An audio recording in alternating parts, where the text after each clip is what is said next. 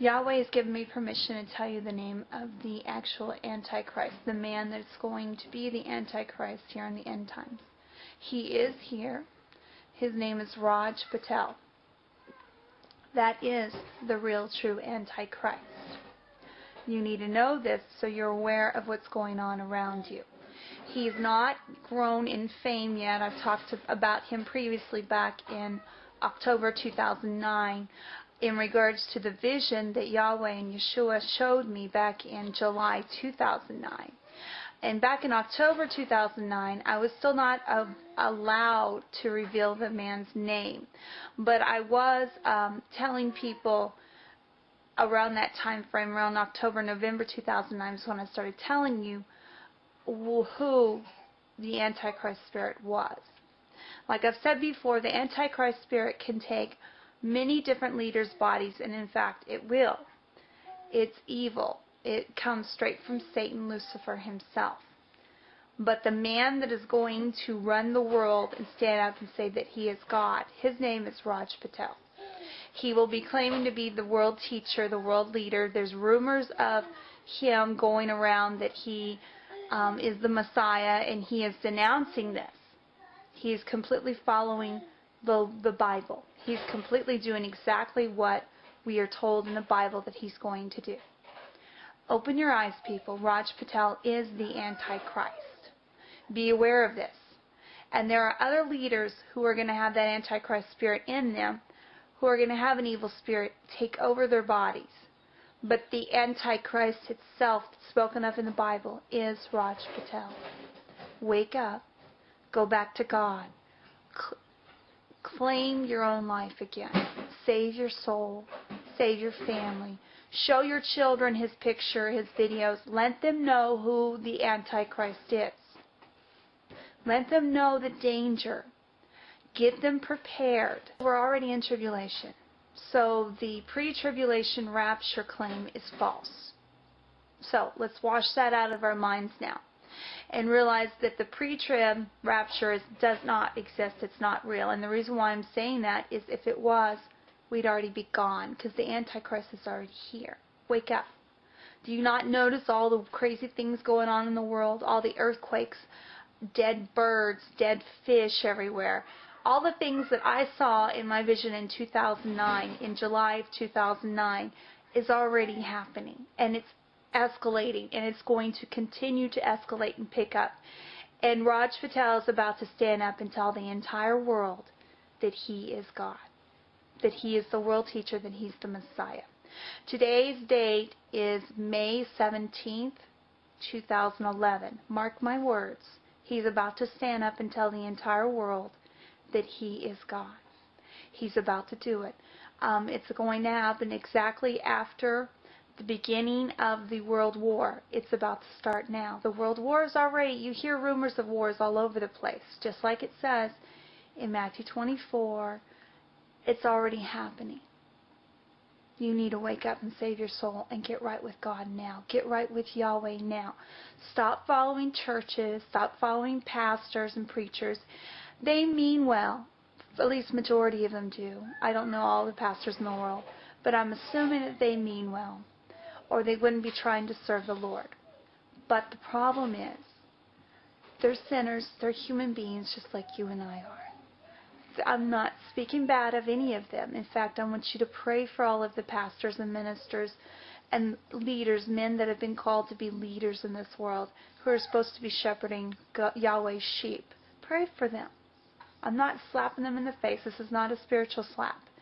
This is a warning to make sure you're aware of the fact that for too long, mankind has been worshiping religion and big churches and things that we deem as important and that we have created ourselves.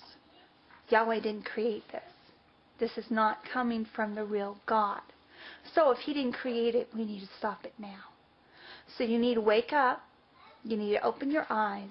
You need to see that the end of the world is already starting. You need to see that for a fact we are in Revelations.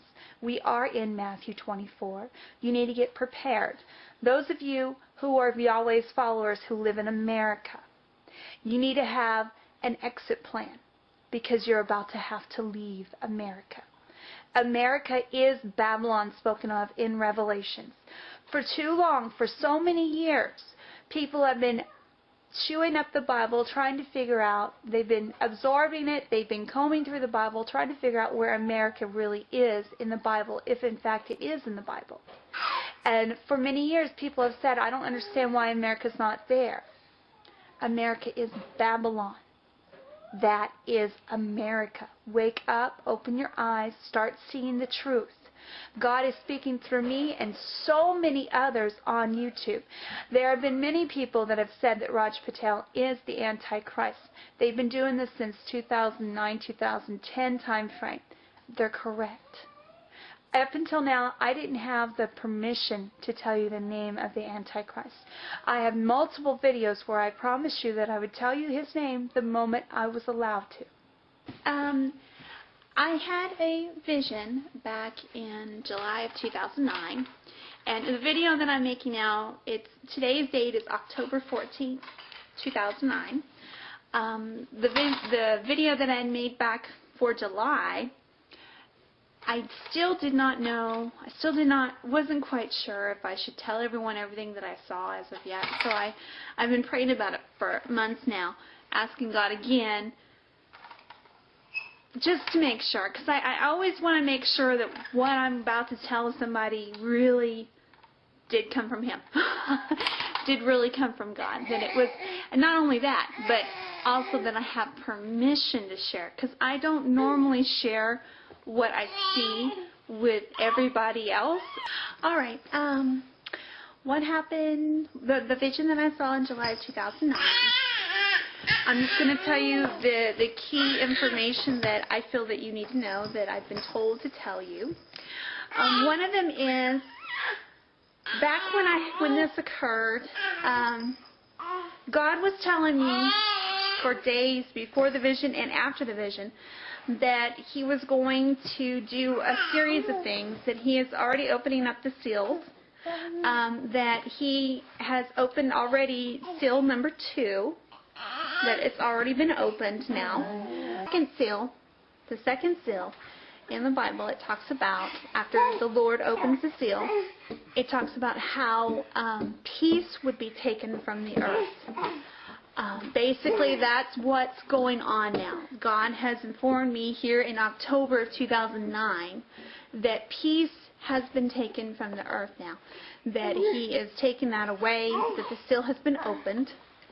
I do know that back in July of 2009, in the vision again, I saw multitudes of people. I saw the whole, it was like I was looking on the whole earth, and I saw every individual on the earth. I don't know how to explain it. It was as though maybe I was flying a little bit or floating, but I could see everybody around the earth, and I could see everyone worshiping the Antichrist.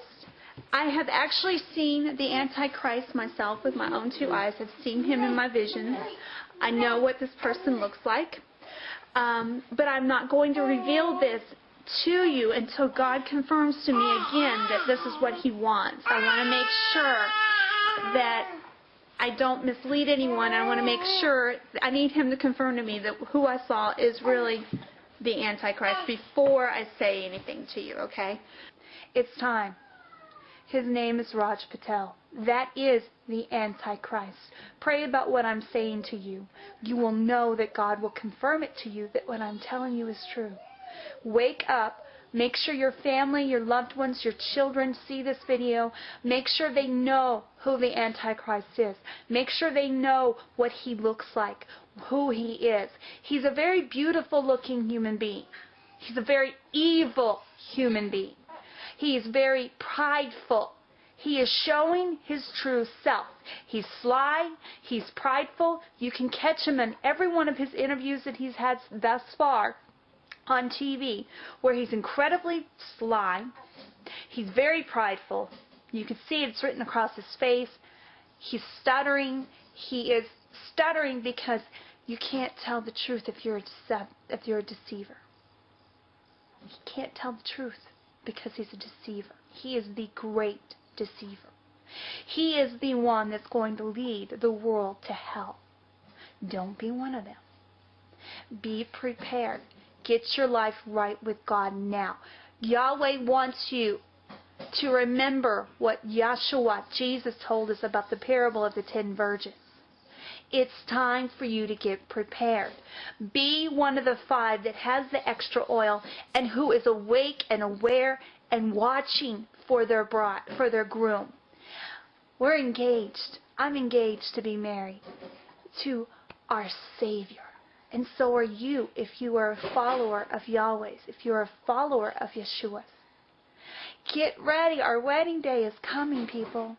Very soon. It's almost here. So like a blushing bride, get yourself prepared. Bathe yourself. Get the incense on you. Anoint yourself. Get prepared. Get your dress together. Get everything ready because you're about to be married to the most greatest love you'll ever have in your life. The love of my life I'm about to marry. I can't wait for that day whenever I am being a part of the church, when the church, the bride, gets to go to heaven and be with their Savior, the bridegroom, Yeshua, Jesus, the Lord. Do you long for Him? Do you want to be His bride? Do you want to be a part of the bride, the church? Reach out to Him now. This is a warning. You may not get very many more. Wake up, open your eyes. See who the real Antichrist is. See who the real God is. The real God is not going to come to this earth and have you worship Him here.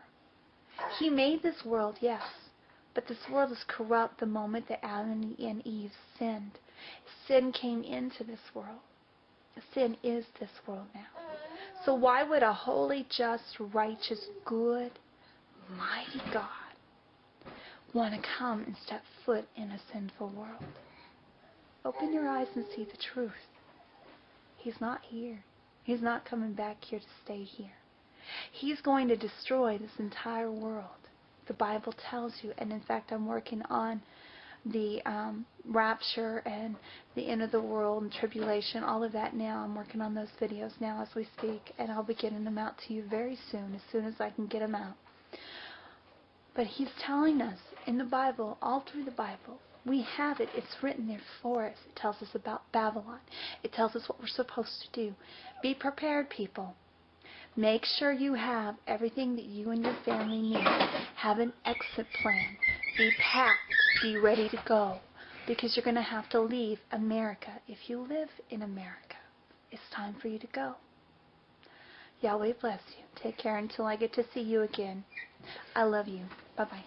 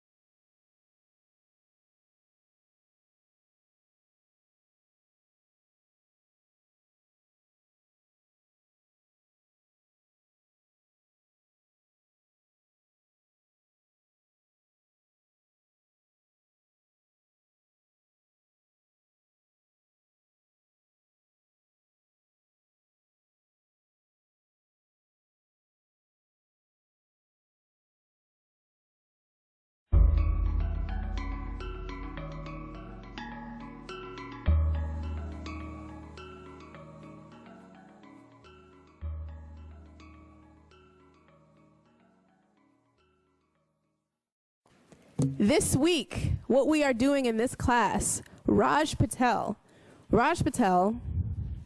is a personal friend of mine, because when I transitioned into the food movement, I went from Green for All in Oakland, California, yay, to Slow Food USA in Brooklyn, New York, yay, and really wanted to learn more about the global food system and what was happening internationally, because I'd been hearing some scary things.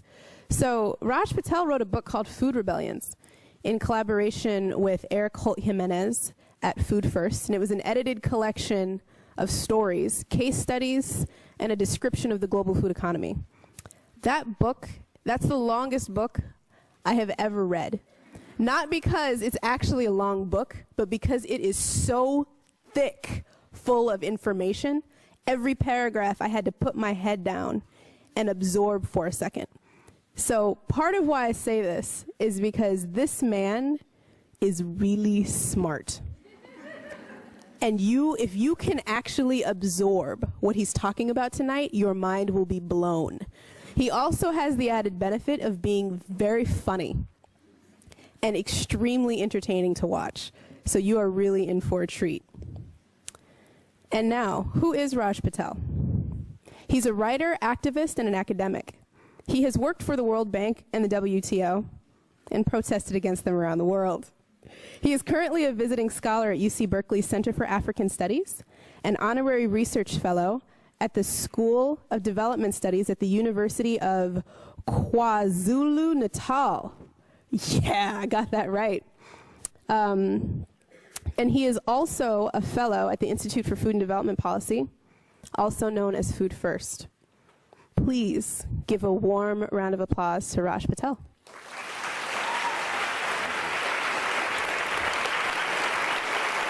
Hello. They have us tethered now so that we don't float away. But good evening. We have about 40 minutes to talk about everything. And by everything, I mean everything. We're going to talk about the global food system. And so in the next 40 minutes, what I want to do is tell you what it is and why it is responsible for us living in a world where there are 1 billion people, more or less, who are undernourished and 1.5 billion people who are overweight. Now, there used to be a time where being overweight was a sign of wealth. Where if you were portly and slightly pudgy, you were in command of a great many resources and in command of your time sufficiently that you didn't have to exercise by working, and therefore you were able to accumulate an extra pound or two. These days, however, being overweight and being undernourished are 2 points on a continuum of poverty. If you are undernourished, the chances are that you are living in the global south, and the chances are that you are in rural areas, and the chances are that you are a woman or a girl. 60% of the people going hungry today are women or girls, 60% of people who are undernourished. In the United States, we have not so much a problem of undernourishment, but we certainly have food insecurity. In the United States, we have nearly 50 million people who, at some point during last year, didn't know where their next meal was coming from. And the group that was most likely to be food insecure were female-headed households. 35% of U.S. households, so female-headed U.S. households were food insecure. They didn't know where their next meal was coming from.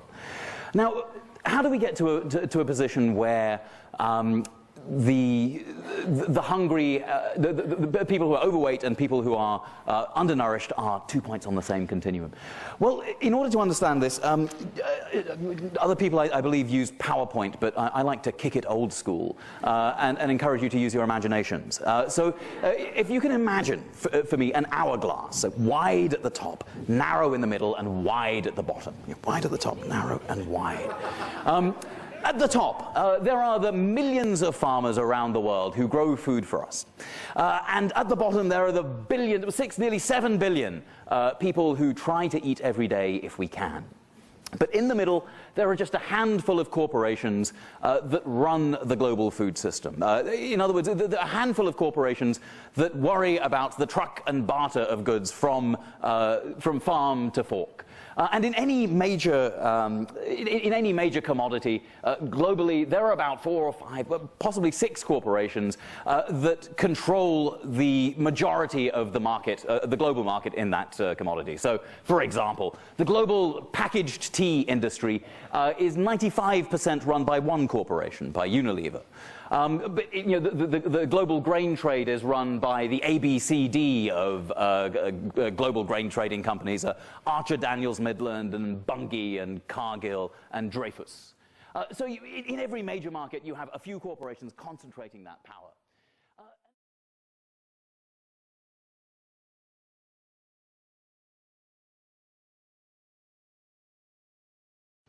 Can genetically engineered crops a breakthrough technology in agriculture that's still controversy over 2 decades after its introduction end world hunger?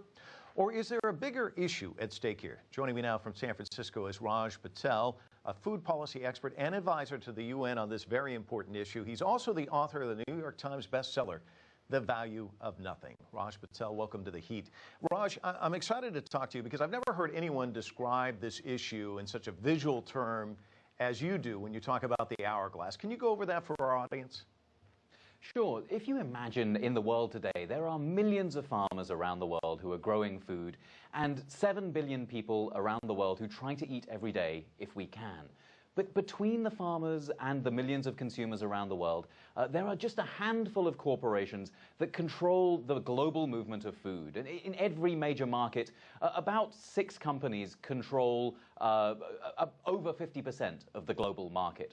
And that's why I think this hourglass figure of wide at the top, narrow in the middle, wide at the bottom, is a helpful before in human history. You know, one of the interesting things that you're seeing is this groundswell that's happening around the world where people are trying to make this more democratic. Can you talk a little bit about that? For a TV, the world is thinking. And so it's important then to just unpick this idea of freedom, of liberty that attends markets. Because, you know, as I say, that idea of liberty is illusory. And yet we've been exporting those markets and exporting that vision of free markets around the world. And I was complicit in that insofar as I worked at the World Bank. Now, the model, I think we're all familiar with the idea of, you know, give a man a fish and you feed him for a day, but teach a man to fish and you feed him for a lifetime. And that's, you know, that sounds reasonable enough. But, you know, and so you'll see the adverts on television about, you know, little Tunde is running along the river and he is hungry, but you know, and we could give him a fish and we would feed him for a day. But if we taught his father to fish, we would feed him for a lifetime. You know, so teach Tunde's dad how to fish and give you dollars. But think of the model that rests on. It constructs people in developing countries as sort of, you know, people sitting by the river, they're sort of eating fish, and then they'll look into the river. It constructs people in developing countries as sort of, you know, people sitting by the river, they're sort of eating fish, and then. Thank you very much for coming and for being willing to sign up for the fight for global justice. But part of fighting, as Milan Kundera once said, but part of the struggle is the struggle of memory against. US business wasn't pleased about being expropriated. The Standard Oil Company was not terribly happy. And the Standard Oil Company, as you may know... Hi, I'm Matthew Palomino with Daily Finance, here with Raj Patel, the best-selling author of the book, The Value of Nothing. Raj, thanks for being here today. It's good to be here, Matthew. So, I just want to jump right into it. I would like you to distill the message of the book in as few sentences as you can. Sure. I mean, the title, The Value of Nothing, comes from the Oscar Wilde line, nowadays people know the price of everything and the value of nothing. And that's really what the book's about. It's about why prices look the way they do and what's behind the scenes in the way that we value and misvalue the world. So it becomes a way of talking about economics, but it also becomes a way of talking about how we might value the world differently. You talked about a Buddhist economist that's right. that was friends with Keynes? That's right. It's a very strange. I mean, people don't expect such a thing as Buddhist economics. Right, but yeah. so there's a guy called E.F. Schumacher, and he wrote a book in the 1970s called "Small is Beautiful." And the idea was the comments of the former Federal Reserve Chair Alan Greenspan. In October 2008, as the financial crisis was in full gear, Greenspan testified before the House Oversight Committee. He was questioned by the committee's chair, Democratic Congressmember Henry Waxman. Dr. Greenspan, you had an ideology. Alan Greenspan being questioned by Henry Waxman. A flaw. Raj Patel, you begin your first chapter with, you title it, The Flaw.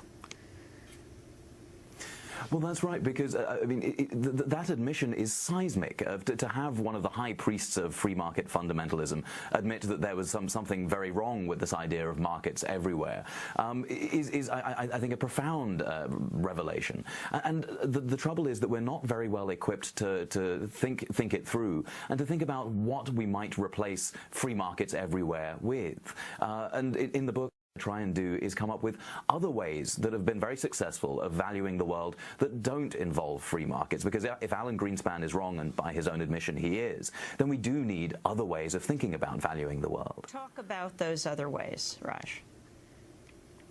Well, I mean, the latest Nobel Prize in economics was won by a woman called Elinor Ostrom for her work on what's called the commons. Raj Patel, we have less than a minute, but you end with Anton's blindness. Explain. Anton's blindness is a deficit where people, a neurological deficit where people believe that they can see when in fact they are blind. And in many ways that's sort of a metaphor. Raj Patel, I want to thank you for being with us. His new book, just out, is called The Value of Nothing, How to Reshape Market Society and Redefine Democracy. Pacifica Radio's Democracy Now! Talks to Raj Patel, author of The Value of Nothing, and Naomi Klein, author of The Shock Doctrine, about their books, the economy, the earthquake in Haiti, and other topics.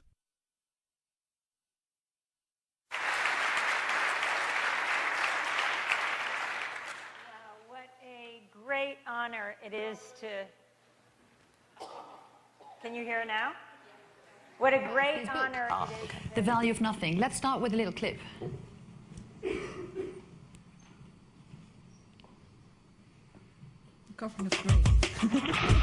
Growing up, my parents had a convenience store, and my favorite thing there was the price gun.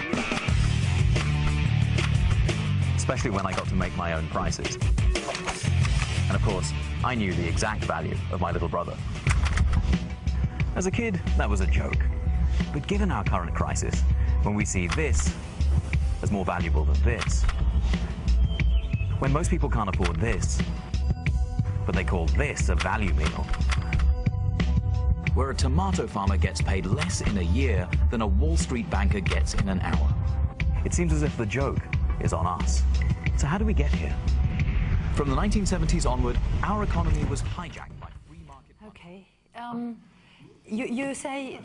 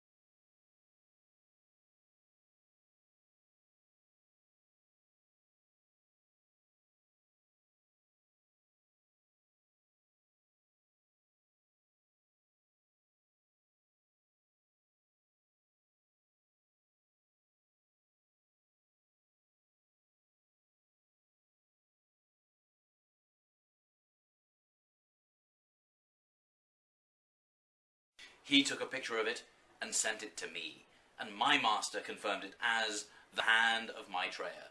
He stopped his mother from wiping it away and got his father to take a good photograph of it. It is a fantastic hand. It is real in a way that no print is. It is something like the print on the Turin shroud of the body of Jesus after the crucifixion. Placed an actual size photograph of this hand, and so this will be one of those Johnny Cochran moments of, you know, if it fits or it doesn't fit, you must acquit. Right, indeed. So let's see how your hand matches up with this one. Oh my God, it's almost exactly, but not quite the same. Turn your hand over so we can see. Looks nothing like it.